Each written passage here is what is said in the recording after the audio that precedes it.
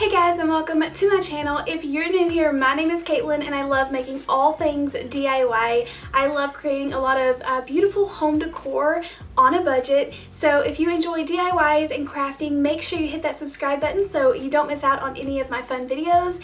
And then also leave me a big thumbs up. It really supports my channel and helps my channel to grow. I do want to thank Skillshare for sponsoring today's video. In this video, I am putting together some fun outdoor DIYs that require a little bit more painting than normal. These are really fun and easy to do, so please don't get overwhelmed. I'm going to break it down step by step exactly how to recreate these, and I enjoy painting. Like I say, I'm not a pro at painting. I don't love painting like landscape or portraits or anything like that, but I love little colorful fun projects that are easy to do and just relaxing. So I really hope you enjoy these. I know it's a tiny bit different style of a video, but you'll have to let me know if you enjoy it in the comments down below. I'm going to challenge you to make at least one of these in today's video and just try it out, and I'm going to slow this video down and kind of talk through it so it is a little bit slower. But make sure that if you do recreate any of these projects, as always, make sure you go share your photos over on Instagram and tag @CraftsWithKatelyn or #CraftsWithKatelyn so I'll be able to see them and share them with my followers. So let's go ahead and get on into crafting and see how these cute, adorable little DIYs turned out. For the first DIY, I'm making this really fun door hanger using a couple of these tags from Dollar Tree. I had these left over from Valentine's Day, but Dollar Tree always has out seasonal decor, and they put out a lot of these tags, and if you did not have these, you could use some rectangular signs. They would still have the cute same effect, and you could even cut off the corners if you want the exact look. But I start by filling in these holes because I'm going to be making the holes a little bit larger and a little further down later on. So I flipped these tags over. If you were going to put this on a glass door, you would want to make sure that the back was really pretty, so you can sand that down and paint that as well. But just for the sake of this video, I'm just going to go ahead and flip these over and get started. So I wanted mine to be gray. I have a white door, so I really want this to just pop off of there, so I didn't want to paint them white, but I think if you had a dark door or a colored door, that white tags would be really pretty here. So the first thing I'm doing is using some of my Waverly chalk paint in the steel color, and this is like a medium gray. It's not super light, but it's not as dark as the elephant color, so it's just the right shade. And then using some of the silver lining, which is a light silver gray color, I'm going to do the streak effect by adding in some of that lighter color gray on my wet paint and just really blend it back and forth to get that streak look in there. How'd you do? I'm not broken, I'm just split in two. Hope you're fine, ain't got time to get that little black circle that is usually around, it's usually like a different color paper on a real tag, but that's around each of the holes. I'm using the lid of one of my large containers of Waverly chalk paint and just made the perfect circle, but I struggle to stay in the lines with like a paintbrush, so it is just way easier for me to use one of these paint markers to kind of outline the circle, and then I can paint it in with black paint. Frames of the past and the memory of you just come running by. Pictures of sunny days with your smile and the bar. I am going to be overlapping these to hang on the door. They are going to be connected. I'm going to hot glue them together, so I'm just kind of holding them in place to see kind of how I want to draw the word and maybe even the little floral pieces or the flowers I'm going to be painting. I just freehanded this with big chunky letters. Definitely feel free to print off a stencil or use anything that you have, but I just wanted something that was put together, but it still kind of looked hand painted. I was broken. How could they say you made me come undone? Now I know that it's okay. Unlike my friends, you are not. I love drawing out what I'm going to be painting in pencil first because you always can erase your mistakes and fix it before you do apply paint to your project.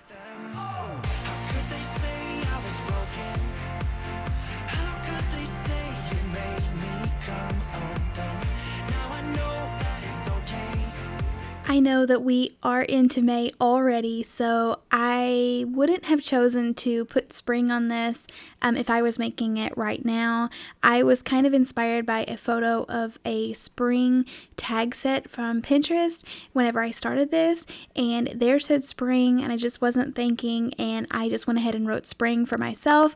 But if I was to do this over, I wish that I would have even wrote hello summer or welcome, or maybe just anything pretty much. I guess welcome would have been one of my top choices, but anything besides spring, because I do feel like that makes it more seasonal, and we are kind of running into more summer weather. Here we are, at least, instead of spring. So that's definitely something that I would change.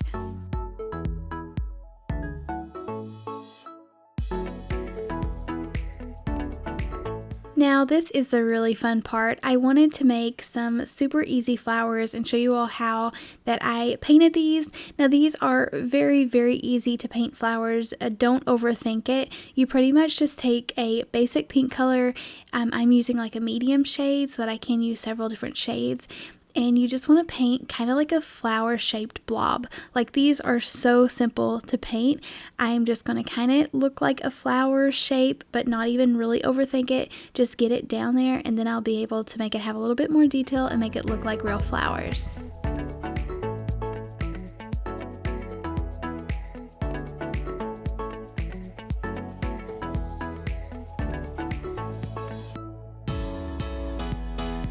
Whenever I am doing fine painting like this, I do love using a heat gun. Amazon offers tons of heat guns. I'll link the one I use down below, but it just speeds up the process so fast because you can get your paint to dry in just a few seconds rather than having to wait and come back each time that you want to apply another layer. Using and working with acrylic paints, they are a lot thinner than using chalk paint, so it's just a great place to use a heat gun because, like I say, you do not have to wait for dry time. It pretty much dries it in a few seconds. So after I got a couple layers of my flowers so they didn't have streaks in them, I mixed a little bit of red so I could get this gorgeous shade of hot pink, and then I'm going to take a thin brush and kind of put these little squiggly lines in a circle so it kind of resembles a flower. I didn't do the first one as well as I usually would like to. I like it to go all in more of a circular shape, and then the center kind of like bunch up like a real flower does, and I'm going to go ahead and repeat that for the other ones. But I love these two shades of pink together. I think it is beautiful. And then just whatever's remaining on my brush, I'm going to go ahead and fill in between that so it's not as dark, but it's still giving it a little bit more detail.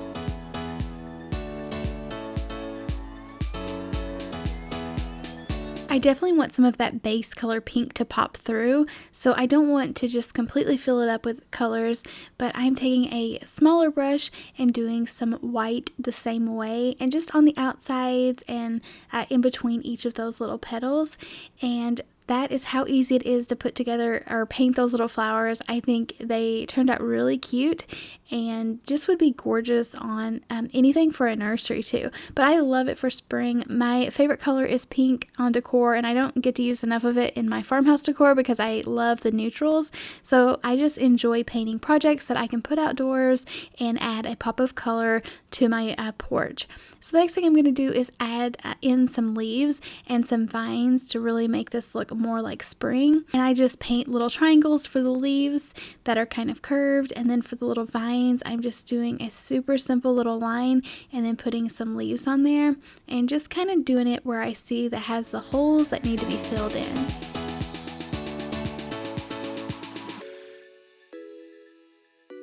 And I am starting with this Moss Waverly chalk paint color. I think it is a gorgeous muted green color, and then I'm going to go over that with a little bit of a lighter lime green color. I hate telling you all the exact paint colors because I'm just mixing them all the time, but I'll try it in the description box down below to put all of the paint colors that I am going to be using in this video.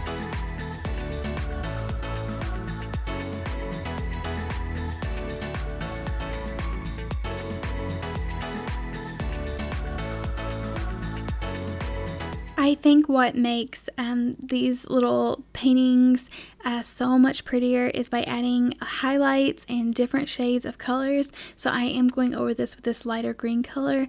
I do wish I would have took some white and kind of highlighted my leaves, so I might go back and do that later on, but I just wish that it did pop off a little bit more. But I am loving the vines the way they are and how they're going each direction. I think that is beautiful.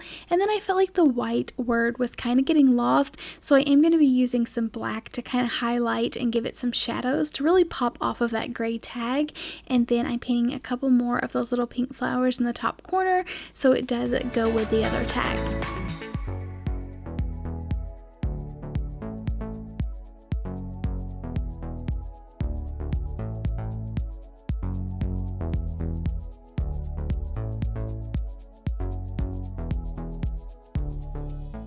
I wasn't trying to get these perfect. I know they're probably not 100% correct where the shadow should go, but I am just doing them all on the left side, or what I feel like if a light was shining, what would be darkened that way.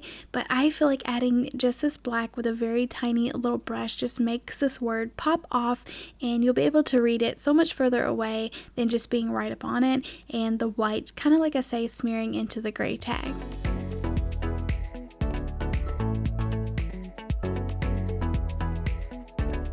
I do have to re-drill the holes, like I said, because I wanted to scoot them down, but I think it is so worth it. I think it makes it look a lot more high-end by putting the ring around it. And then I'm using nautical rope to put a knot in the top.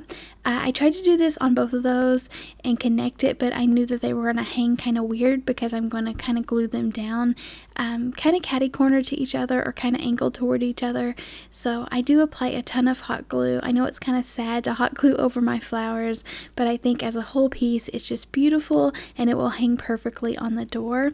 And then for the second one, I'm just running a piece of nautical rope through the hole, and then I just kind of tuck it underneath the first one, underneath the first tag, so you wouldn't be able to see the knot. I hope you guys are enjoying following along while doing more of this fine painting. It is so much fun, so like I say, don't get overwhelmed and definitely give this a try. You get a beautiful result, and it's so much fun looking at something you've painted.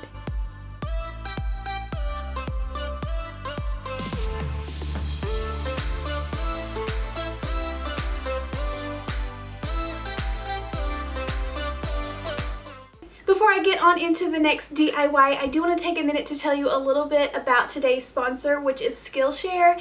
Skillshare is a learning community that offers thousands of online classes that can help you explore anything from photography, interior design, painting, crafting, all kinds of artistic productivity, anything like that. So it's got definitely something there for everyone, and I know all of my talented creative subscribers are gonna love it. I have talked about this before, but I love the class Watercolor in the Woods by Rosalie Hazlitt. She just goes through and easily makes a gorgeous painting into an easy to follow step-by-step process that anyone can do, and it is so relaxing and soothing, which I know is something we all need right now to manage our stress during these uneasy times, and I have just been enjoying it. But there are so many more classes that I am loving, and I know you will too.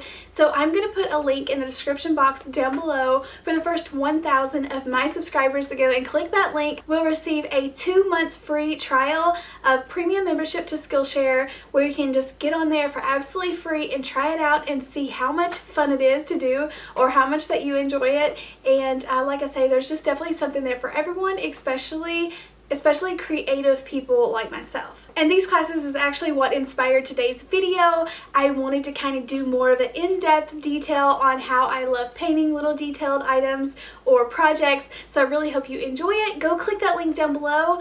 It'll be right under the video in the description, because I know you want to get signed up. This is a perfect time to explore all of your creativity and see what you can brush up on, or some things that you could learn new, but I know you're going to love it. So make sure you go check out that link down below. Now let's jump on into the next DIY, because I think it's just as cute as the first. For this project, I am using a leftover Easter sign, just a rectangular sign, anyone would work, and I go ahead and remove the 3D pieces on the back as well as the tag, and then as always I'm going to fill in those little holes so that whenever I'm painting this I can get all of that to blend in.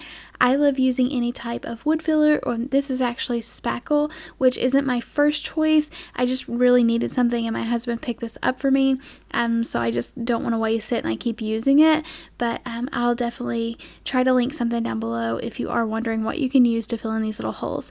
So then I'm using some white paint. I just want to get a nice blank canvas, so I'm doing a couple coats of thick white Waverly chalk paint.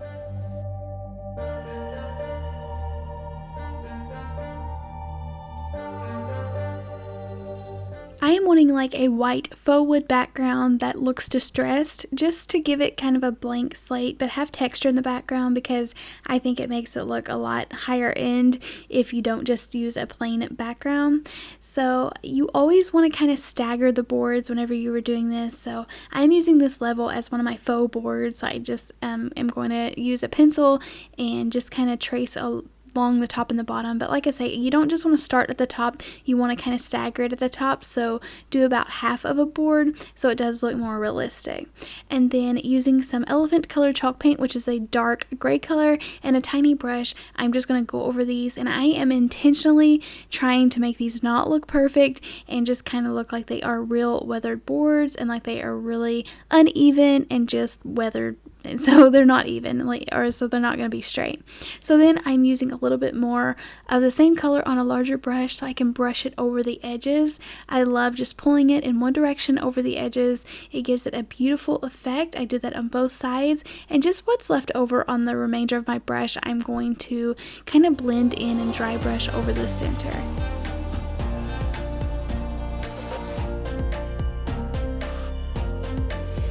If you have watched many of my projects, you know that I love sanding everything. I love whenever that color of the original board shows through. I think it looks so nice. It makes it look more realistic and just a nicer piece. So I love sanding it down so you see that on the edges, but I also love going over the dark shades of paint because you can see how much it lightens up, but it's still there. So it just looks really nice and gives me more of a muted background. So whenever I paint over the top of this, it's not going to show through my painting, and it's just going to be a prettier, softer background. And you can see how huge of a difference it is before and after I sand this. So I wanted to paint a little gnome. I know gnomes are super popular right now, and they have been all last year. So I think they're super cute. I just don't really have a lot of gnomes in my home, so I thought it would be something really cute to put outside. I know all of my flowers that I planted last year are starting to bloom, and this little guy would look so cute out there. So I just got on Pinterest and looked up gnomes, and I found one that I like. So I'm kind of looking at my phone and sketching out just a normal gnome shape. I give him a cute little pointed hat, and then I'm going to make his whole body just covered by his beard, but I want his little hands and his feet to stick out. So just kind of overall sketching it, and then I go back and kind of make his hat a little bigger, straighten up how I drew his feet out, and make his hat overhang over his beard a little bit more. Just kind of touch up. Like I say, I love using pencil and sketching things out so that I can fix that. And then I was going to put a little flower in his hand, and then I remembered dandelions. My girls are obsessed with blowing these little dandelion seeds everywhere, so I thought they would be so cute to make him hold one of those and then make the little dandelions kind of flying all over the sign. So I wanted him to have the classic red gnome hat, so I'm just going to go ahead and fill that in, but then I am going to do a lot of shadowing on here, so make sure you follow along and see how I do that. Stop and think, why spend too much time just getting ready? Let me be honest, I don't know one single thing that I haven't done to make you notice me. Let me be real. Once again, this is really thin acrylic paint, so it did take a few coats, but using the heat gun in between, that only takes a few seconds to dry, and then you're able to apply more paint. When I see you, my heart starts racing, but I don't know if I like this chasing and playing and waiting around. It's And then I'm going to take a touch of black and add that into my red paint to darken it up, and then I'll be able to go along the edges and make this little gnome look really shadowed. And I know it takes extra time to make your paintings have shadows and highlights, but I think it just makes it turn out gorgeous.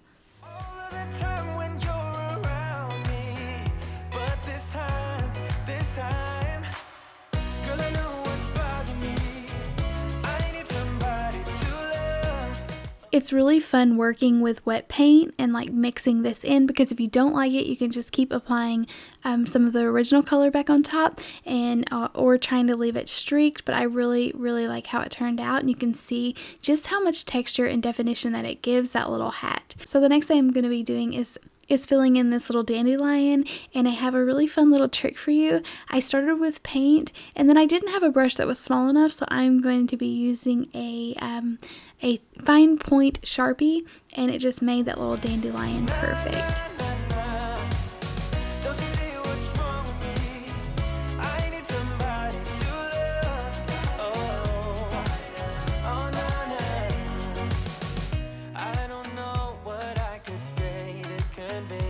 While I have black on this brush, I'm trying to hit as many things as I can so I don't have to keep swapping out brushes, but I'm taking just that pure black color and going along this hat to make it pop off just a little bit more.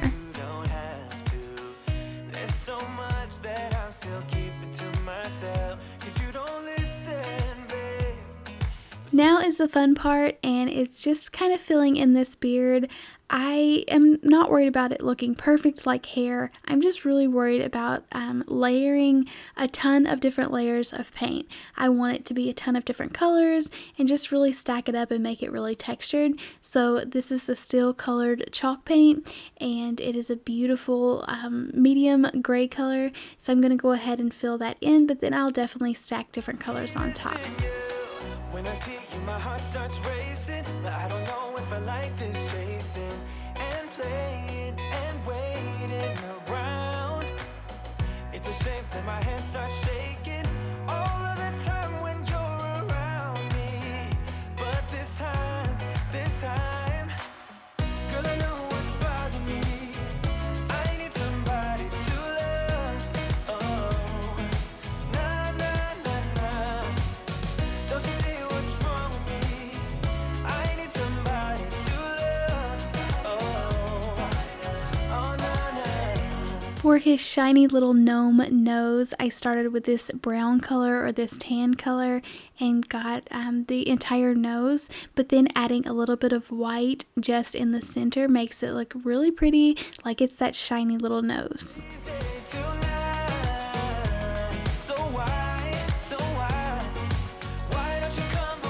Obviously, dandelions are known to have those tiny little seedlings, so I'm going to just draw them, and they're super simple.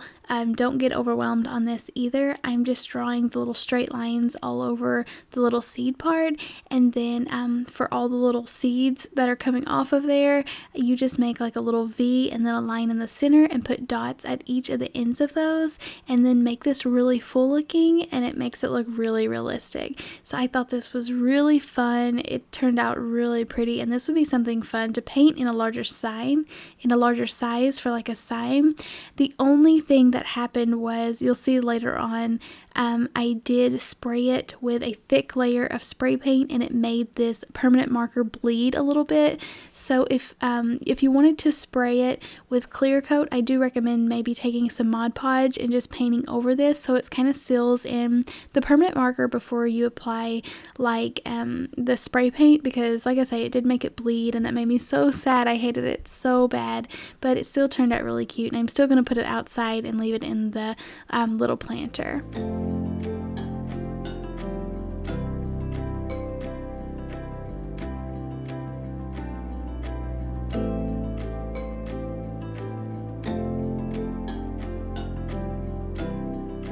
At first I thought it was really cute, like his hair hanging over his feet, but then I didn't like it. I felt like his feet was getting lost, and then the ends of the hairs didn't really look like hair, so I just covered that over and then added some white highlights all over it to make it pop out a little bit more.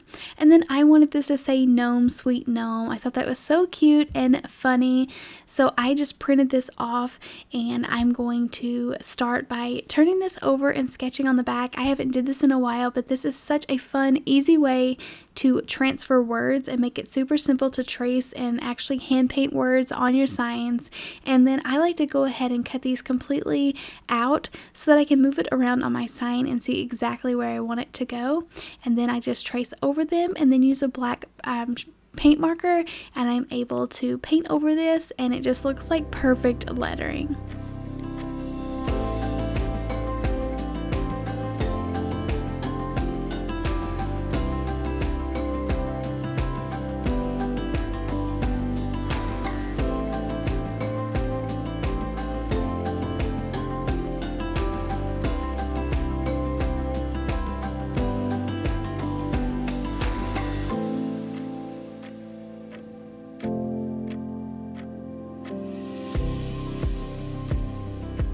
I love and recommend using PicMonkey if you want to create your fonts like this. I just think they have beautiful fonts on there, and it's so easy to move the words around and make them all centered and exactly how you want them. So then after I had my words on there, I'm just going to go ahead and draw some more of these little dandelion seeds everywhere. I think it is so cute and looked like the wind was actually blowing it kind of across the sign. And then I'm going to erase the pencil marks that you can kind of see poking out of the paint, and that finishes up this little sign. I think it is hands down adorable. I'm obsessed with it. I added it to a little stained stake, but feel free to use one of the Dollar Tree stakes. But like I say, I recommend putting this in a planter or a pot underneath a covered porch.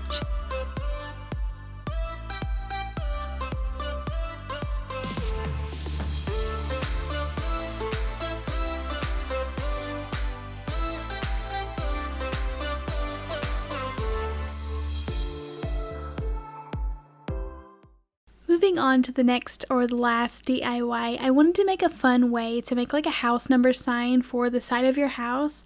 I'm using one of Dollar Tree's wooden flowers. These are so fun to use, especially outside. And then using one of the wreath ornaments or wreath charms.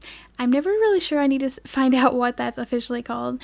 But I'm going to go ahead and paint both of these white. And that just gives me a clean slate, and I'll see what I'm working with. I do fill in that little hole, but later on I do end up pushing it back out because I am going to be putting some wires in here to make it hang. So you do not have to do that if you are creating this. But like I say, just going and painting a couple coats of my white Waverly chalk paint so I can have a blank slate to start painting.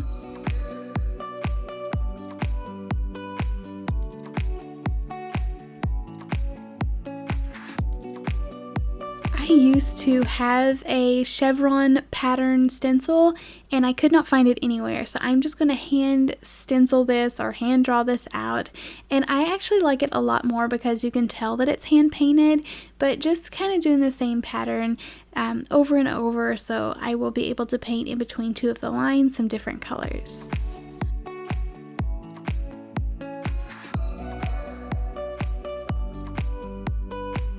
I am using a turquoise color or a dark turquoise color. I think this is a gorgeous color by Waverly, and then I'm going to fill in every other one of these lines. Now I do struggle because after I got these painted, I did sand them down, and it kept wanting to flake off a little bit because I had to paint it on so thick because it was just hard to paint. So I do end up having to just kind of retouch it up and then resand it down.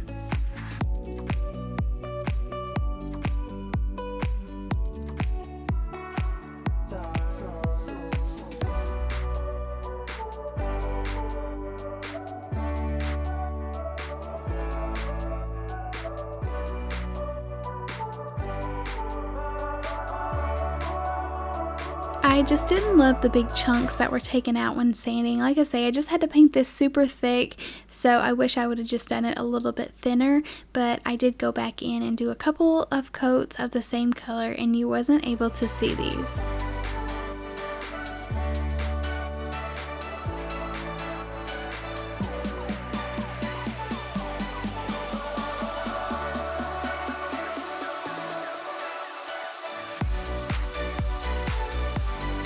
Of course, I'm all about distressing everything. I kind of wish I would have left it off of this flower, or at least the middle part, because it just added a lot of darkness to it, but it still is really pretty. I just love everything weathered looking and rustic because I am into kind of a vintage rustic farmhouse. So then I pulled it over the edges like I did in the sign before. I still think it gave it a gorgeous effect, and I like it because I was able to sand it down and get a lighter version of it or color of it, but I think it turned out really pretty. But like I say, I might have left off some of the gray off of the white flower.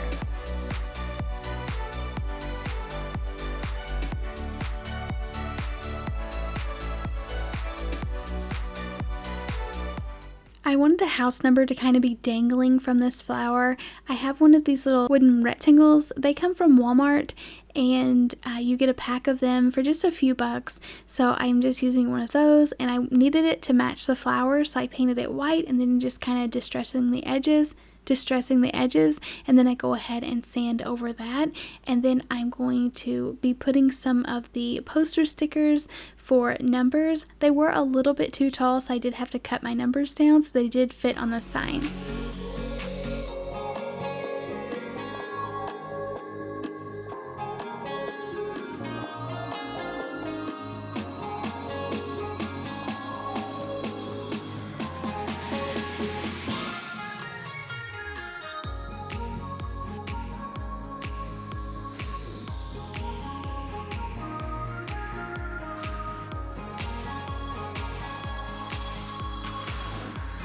You do want to make sure that you do seal these letters on, so I'm using a couple layers of Mod Podge, but I will be going over that with some clear spray paint later on. And then to hang this up, I'm using some thick nautical rope because I think that makes projects look so nice.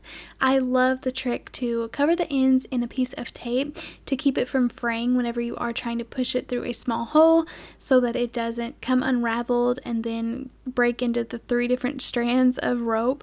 So then I love the knots in the front. If you don't like that, you can scoot them around to the back, but I think they are adorable being tied in the front.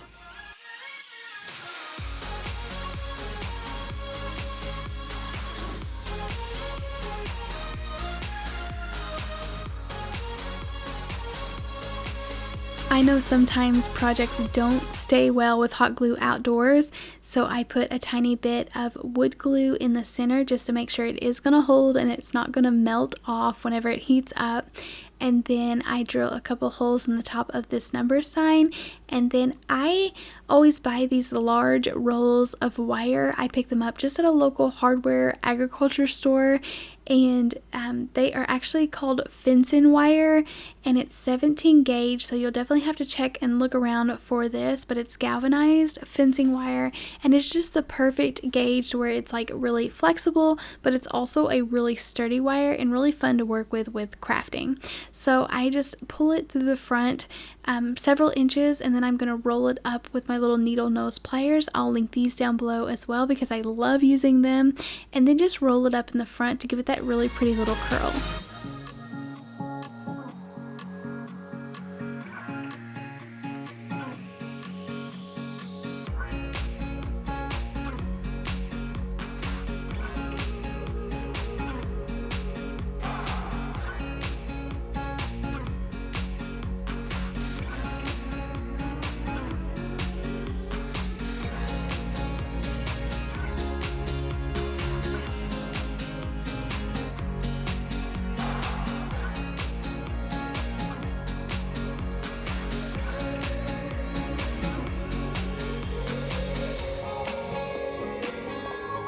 And I think this is a really fun, cute way to dress up your house number. You could put that on a shepherd's rod or on the side of your house using a command strip. And I took all of my projects outside, and like I say, gonna spray paint these with some clear spray paint. I love the Rust-Oleum 2x gloss clear, and it just really protects everything. And I am just loading these projects down because I want them to be really protected and have a thick, nice coat. And I used to do this whenever I set up at Krafts craft shows, and I knew that permanent marker bleeds with clear spray paint. I knew this. I just forgot. I've got rusty at making these painted signs. I wish I would have remembered, but like I say, I just loaded it on here, and my little dandelion was the only thing that bled because it wasn't real paint. It was that Sharpie. So I do wish I would have went over it with a little bit of Mod Podge, or sometimes you can even barely spritz it with the spray paint and let it dry and then apply a thick coat over there. But you can see how nice and glossy it makes it. And I think this just makes projects pop off and look beautiful and more like store-bought but gorgeous DIY crafts. So this is how everything came together. I am loving it. You'll have to let me know down in the comments which one of these projects was your favorite and if you enjoy painting as much as me.